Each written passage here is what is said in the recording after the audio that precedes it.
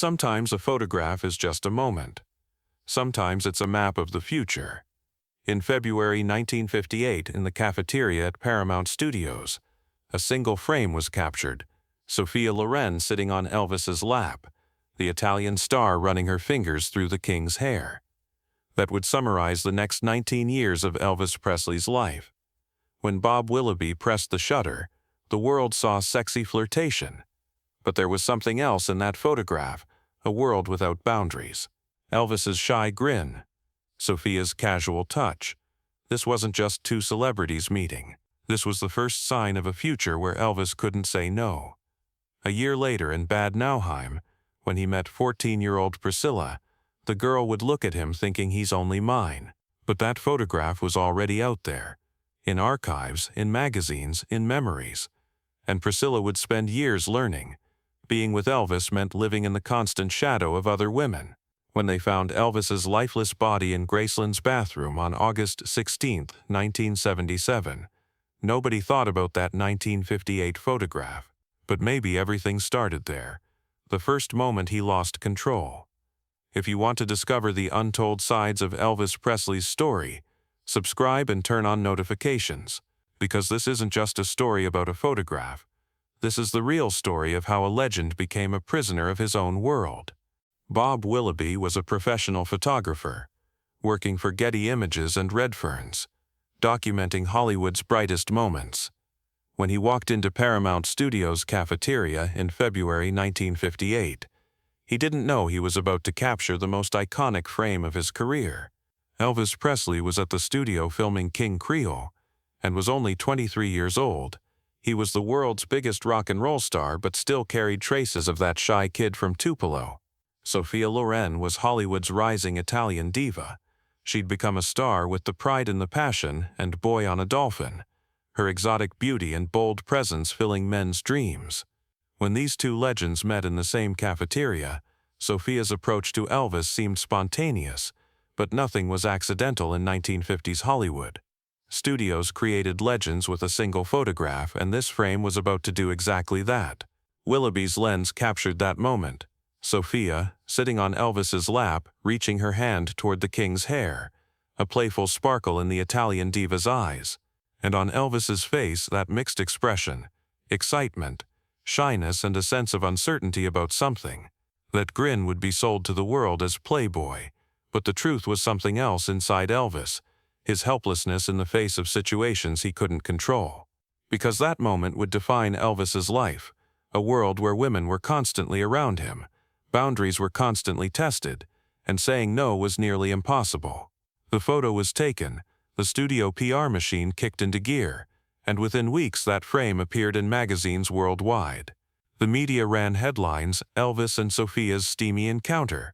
Fans talked with jealousy, and the walls around Elvis became a little more invisible. But behind that photograph was a darker truth. The Paramount cafeteria wasn't just a place where celebrities ate lunch. It was also a stage where Hollywood's power dynamics were displayed. Studio executives would come there to discuss which star was right for which project. Producers would evaluate young actors. Managers would conduct deal negotiations. Elvis was under contract with Paramount at the time, and King Creole was a critical film for him. This movie would prove that Elvis could be a serious actor, not just a rock and roll star. Sophia Loren's presence there that day wasn't coincidental. The Italian star was also promoting her own film, and having two big names photographed together benefited both sides. This was Hollywood's game.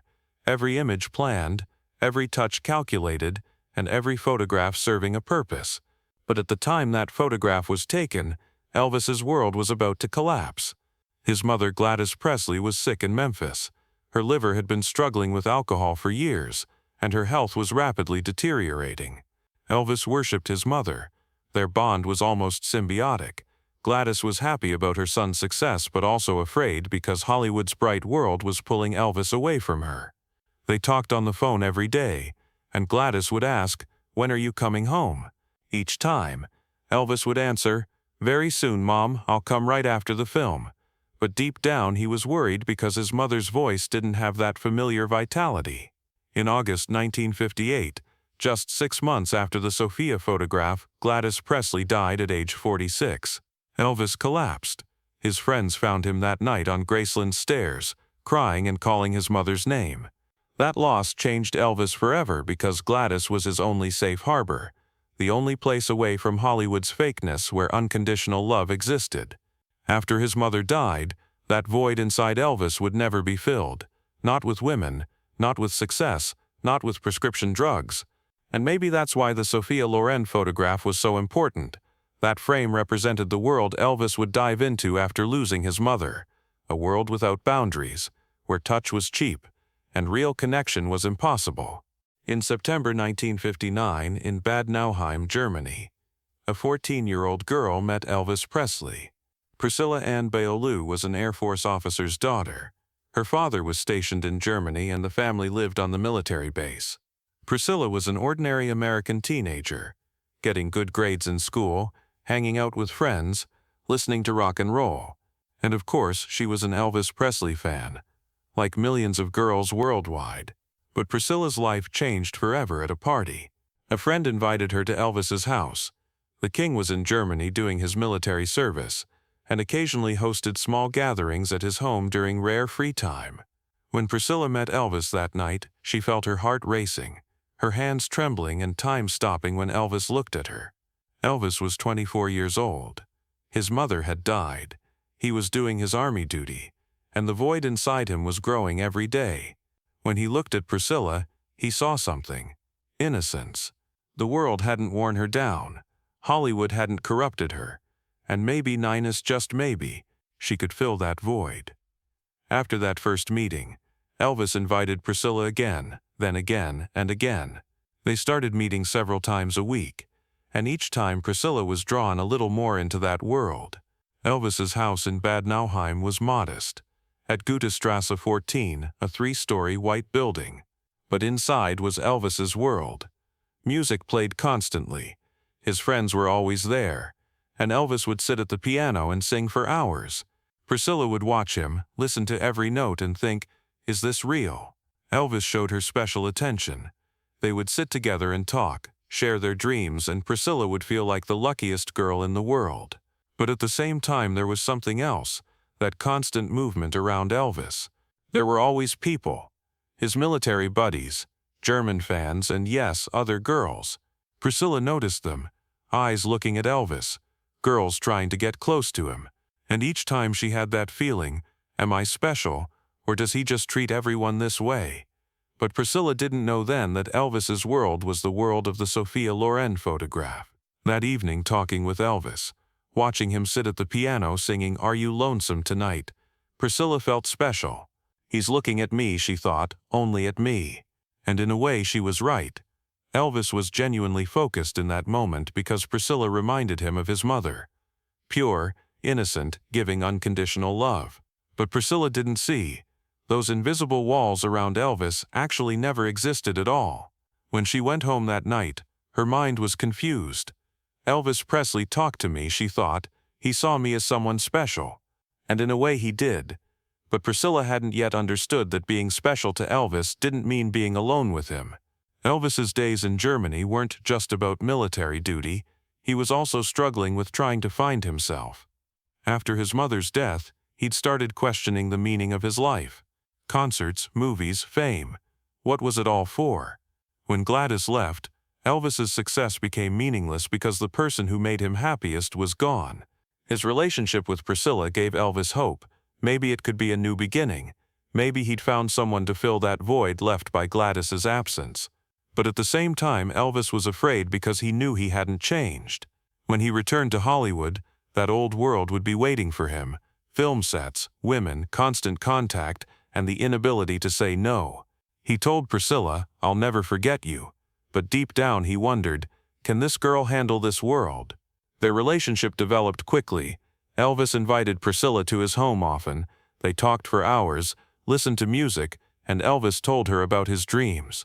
Priscilla fell more in love each time. But when Elvis returned to America in 1960, Priscilla's heart broke. He'll forget me, she thought. When he goes back to Hollywood, back to that bright world, I'll just be a memory. But Elvis didn't forget. He wrote letters, called on the phone, and eventually convinced Priscilla's family. Priscilla could come to Graceland. Elvis would look after her. She would continue her education. In 1963, at age 17, Priscilla moved to Memphis. They would marry Elvis, but first Priscilla had to turn 21. During those years, Priscilla lived at Graceland. She entered Elvis's world, but at the same time started seeing the reality of that world. At first, Priscilla was living the life she'd dreamed of. She was Elvis Presley's girlfriend, living at Graceland, and the world envied her. But slowly the truth began to emerge. There were always people around Elvis, the crew they called Memphis Mafia. Security guards, friends, assistants, all ready to fulfill Elvis's every wish. And women, always women. When he came back from film sets, at concerts, on Vegas tours, everywhere. When Priscilla noticed the first sign, her heart broke. A phone number in Elvis's jacket pocket, written in a woman's handwriting. "Who's this?" she asked. Elvis laughed. "One of the fans, it doesn't matter," he said. But that feeling inside Priscilla, the "I'm not enough" feeling, emerged for the first time in that moment. Then letters came, letters from women, some openly romantic, some just saying "I love you." Elvis would casually tear them up and throw them away. "Just fans, what can I do?" he'd say. But with each letter, Priscilla felt herself losing a little more. Daily life at Graceland was a strange experience for Priscilla. During the day, Elvis usually slept because at night he'd record in the studio or hang out with friends. Priscilla would wake up in the morning, have breakfast, and wait for Elvis to wake up. In the afternoon, Elvis would get up, sit by the pool, and spend time with the Memphis Mafia. Priscilla would be with them but often felt invisible. The men would constantly talk, joke around, and Priscilla would just listen. Elvis would show her affection, hold her hand, kiss her, but at the same time seem like he was somewhere else, as if he was physically there but his mind was constantly occupied with something else, the next film, the next concert, the next project. Over time, Priscilla understood. Being with Elvis meant sharing his attention. He would never be just yours because Elvis had millions of fans worldwide, and each one wanted a piece of him. At night, a different dynamic would begin. Elvis would be energetic, listening to music, watching movies, or spontaneously wanting to go to the studio. Priscilla would follow him because she had no other choice. Her life had been shaped according to Elvis's schedule. Sometimes they would have moments alone together, sitting at the piano singing, remembering old times, and Priscilla would think in those moments, "This is the real Elvis." But then the phone would ring, someone would knock on the door, and that moment would disappear. Over time, Priscilla learned, being alone with Elvis was nearly impossible because his world was constantly filled with others. Then photographs came out. Tabloid magazines showed Elvis with other women, Ann-Margret, Nancy Sinatra, various actresses. In 1964, during the filming of Viva Las Vegas, Elvis had an affair with Ann-Margret. The media went crazy, running headlines, "Will Elvis and Ann-Margret get married?" Priscilla sat at Graceland reading those reports and her heart shattered. When she called Elvis, "It's just for the script, it's work," Elvis said, but his voice didn't sound sincere. In that moment, Priscilla didn't know what to do. She'd left her life to be with the man she loved, left her family, but what was she getting in return? Constant jealousy, constant insecurity, and the constant question, is there another woman? And that 1958 Sophia Loren photograph? Priscilla saw that photograph for years, in magazines, in archives, in Elvis fans' collections. Each time she saw it, she felt the same thing. This is Elvis's world. Sophia was just one. There were so many more women. There would be so many more. And me, I'm just the girl waiting at Graceland. The Ann-Margret scandal was a turning point for Priscilla because this time the media was very explicit, and everyone was talking. The chemistry between Elvis and Ann-Margret on set was so powerful that the director had used it in the film's promotion. Fans were writing, "Elvis has finally found his love," and Priscilla read every word feeling destroyed. When she asked Elvis, "Is there something going on with her?" Elvis got angry. "What do you want from me? I'm working. I have to work with women on sets." Priscilla went silent because he was right. This was Elvis's job. But at the same time, Priscilla was asking herself, where does work end and real feelings begin? and she never found the answer to that question. But Priscilla didn't leave, because she loved Elvis and believed that one day everything would get better. They got married in 1967. Priscilla was 21 years old, Elvis was 32. In a small ceremony in Las Vegas, with the world's eyes on them. Priscilla was happy that day because she'd finally become official, no longer just a girlfriend but a wife. Maybe marriage would change everything, she thought. Maybe Elvis would finally be hers alone. But the truth was much more painful. Marriage changed nothing. Elvis's tours continued, film sets continued, and women continued. Priscilla got pregnant. Lisa Marie was born in 1968, and for a while Elvis seemed happy being a father. But very soon he returned to the old routine: tours, Vegas residency, and countless women. Each time Priscilla felt herself getting a little more lonely. Despite being married, despite having a child, she still wasn't enough. By the early 1970s, Priscilla's marriage was at the breaking point. Elvis was rarely even at Graceland anymore. He was doing residency at the International Hotel in Las Vegas, on stage for months, and then touring. Priscilla and Lisa Marie were left behind, in the big mansion, almost alone. Even when Elvis came back, he wasn't like before. He'd gained weight, was constantly tired, and his prescription drug addiction was increasing. Dr. George Nicopolis, Doc Nick, was writing Elvis any prescription he wanted: Demerol for pain, Quaaludes for sleep, amphetamines to stay energetic. Elvis's daily routine revolved around drugs, and Priscilla watched helplessly. Help is needed, she thought, but nobody listened. Elvis's team, the Memphis Mafia, all did whatever Elvis wanted because objecting meant getting fired. Priscilla tried to talk to Elvis. "You need to quit the drugs, your health is deteriorating," she said. Elvis got angry. "What do you know? I go on stage, I entertain millions of people, I carry that stress," he said. Priscilla went silent, because he was right. She didn't know that stress, but she saw the consequences. The Vegas residency was rapidly consuming Elvis's physical and mental health. Every night the same shows. That's All Right, Hound Dog, Can't Help Falling in Love. Same choreography, same costumes, and constantly increasing pressure. Fans expected a perfect performance every time, but Elvis's body wasn't the same anymore. His knees hurt, his back would seize up, and he had trouble breathing.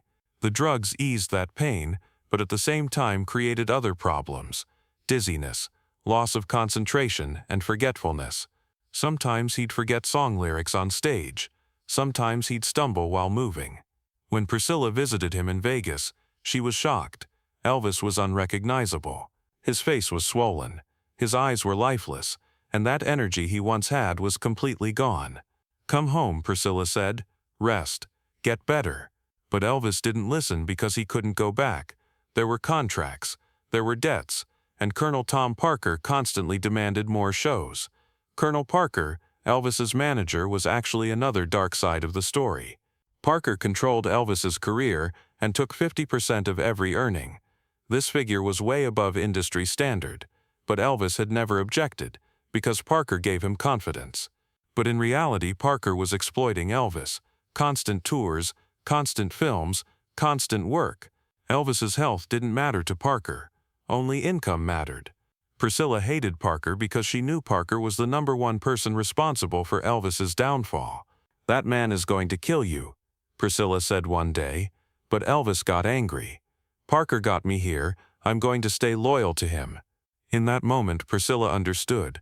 Elvis would never escape, not from Parker and not from that system. Then another photo scandal emerged. Elvis was photographed with a fan, then with another woman. The media got excited again, running headlines, "Is Elvis still a playboy?" Priscilla read those reports and something inside her broke. She'd waited for years, hoped for years that he'd be only mine, but it never happened. In 1972 she decided she had to leave. When she told Elvis, Elvis was shocked. "Why?" he asked. Priscilla didn't know whether to laugh or cry. "Because I feel like just a piece in your life, but I was never the whole," she said. Elvis couldn't say anything because he knew Priscilla was right. They divorced in 1973. Officially they said different lifestyles, but everyone knew the truth. Elvis's world was too crowded for Priscilla, too chaotic and too painful. After the divorce, Priscilla built her own life, had a relationship with karate instructor Mike Stone, built her own career, and mothered Lisa Marie. Elvis, meanwhile, accelerated his decline. Drug addiction deepened. His weight climbed to 250 pounds, and performances on stage became difficult. On June 26, 1977, at Market Square Arena in Indianapolis, he gave his final concert. He couldn't breathe on stage, was forgetting lyrics, and fans watched with concern.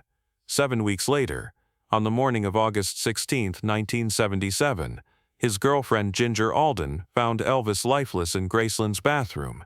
He was 42 years old. The autopsy report found 14 different drugs in his body: Demerol, Dilaudid, Quaaludes, and many more. The official cause of death was called a heart attack, but everyone knew Elvis died from prescription drug addiction. When Priscilla received the news of Elvis's death, she was devastated. Even though they were divorced, she still loved him, and Lisa Marie had lost her father. At the funeral, Priscilla stood by Elvis's casket. Thousands of fans cried outside Graceland, and the world couldn't believe the king had died. But something else was on Priscilla's mind: that 1958 photograph. Sophia Loren and Elvis, Paramount Cafeteria, Bob Willoughby's lens. That photograph was a summary of Elvis's life. A world without boundaries, moments where touch was cheap, and situations he couldn't control. Sophia was just one. There were so many more women, so many more photographs, and Priscilla had tried to live in that world for years, hoping to be only his, but it never happened. Elvis's world was too big, too crowded, and too painful. That photograph never lied. From day one it showed Elvis's future, a legend, a playboy, and a tragedy. Years later in an interview, Priscilla said this: "Being with Elvis meant living in the constant shadow of other women. I accepted that because I loved him. But I understood this: Elvis would never belong to just one woman, because he didn't even belong to himself." Those words were perhaps the most honest summary of Elvis's story. A man conquered the world, influenced millions, but never controlled himself. And that 1958 Sophia Loren photograph, that was just a beginning, the first sign of the chaos Elvis would live through for 19 years. When Priscilla first saw that photograph, she didn't know that frame was telling her own future: pain, jealousy, and ultimately acceptance. Priscilla today is busy preserving Elvis's legacy. She turned Graceland into a museum, managed Elvis Presley Enterprises, and tried to tell Elvis's story honestly. But every time she looks at that 1958 photograph, she still feels the same thing. There's the starting point. That moment showed how everything would be. Sophia Loren sitting on Elvis's lap wasn't just flirtation. It was the first sign of a future Elvis couldn't control. Priscilla lived in that future for years, fought, and ultimately lost. But at the same time she survived. After Elvis died, she found her own identity, built her own career, and freed herself from Elvis's shadow. Today that photograph still sits in archives, at Getty Images, at auctions, in Elvis fans' collections. People see it as Hollywood's iconic moment. But for Priscilla, that photograph is something else. A document symbolizing the world Elvis could never escape. Sophia Loren sitting on his lap, Elvis smiling shyly, and Bob Willoughby pressing the shutter. That moment wasn't just a photograph, it was a map of the future, and Priscilla followed that map for years, until the road led to a broken marriage and a lonely death. Elvis Presley died in 1977, but that photograph never died. It still tells, still warns, still shows. Sometimes a moment can summarize an entire life. And that moment with Sophia Loren, it was the first sign of Elvis Presley's tragic fate. Priscilla learned that lesson the most painful way. But today that lesson gives hope to others. You don't have to lose yourself in a relationship. You can find yourself, and you can rebuild. Priscilla did that. And maybe that's the real message of that 1958 photograph. The beginning doesn't determine the end, but it can show you the path.